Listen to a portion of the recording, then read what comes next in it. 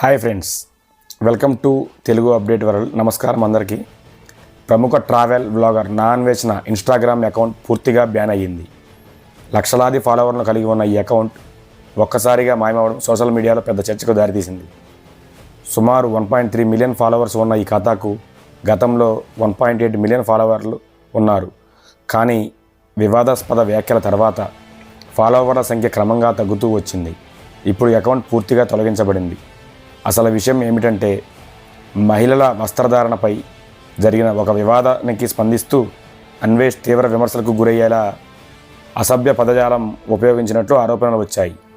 అంతేకాదు, హిందూ దేవతలైన సీతా, ద్రౌపది గురించి పురాణాల్లో లేని విషయాలను ప్రస్తావించాలనే విమర్శలు కూడా వెల్లువెత్తాయి. ఇంతటితో ఆగలేదు. ప్రవచనకారులపై కూడా జుగుప్సాకరంగా మాట్లాడారనే ఆరోపణలు వచ్చాయి. ఈ వ్యాఖ్యలపై పెద్ద ఎత్తున అభ్యర్థనలు వ్యక్తమయ్యాయి. సోషల్ మీడియాలో తీవ్ర విమర్శలు వెల్లువెత్తాయి. దీంతో హైదరాబాద్ సిసిఎస్ పోలీసులు రంగంలోకి దిగారు.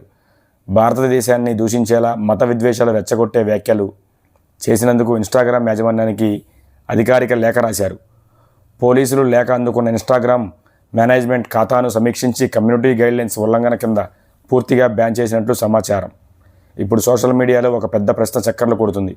సెలబ్రిటీలు లేదా ఇన్ఫ్లుయెన్సర్లు మాట్లాడే ప్రతి మాటకు బాధ్యత ఉండాలా, లేక ఇది ఫ్రీ స్పీచ్ అంశమా? ఈ ఘటనపై మీ అభిప్రాయం ఏమిటి? కామెంట్స్లో తప్పకుండా తెలియచేయండి. ఈ వీడియో నచ్చితే తప్పకుండా లైక్ చేయండి. ఇలాంటి మరిన్ని ఇంట్రెస్టింగ్ వీడియోస్ కోసం మన ఛానల్ని ఫాలో అవ్వడం మర్చిపోవద్దు.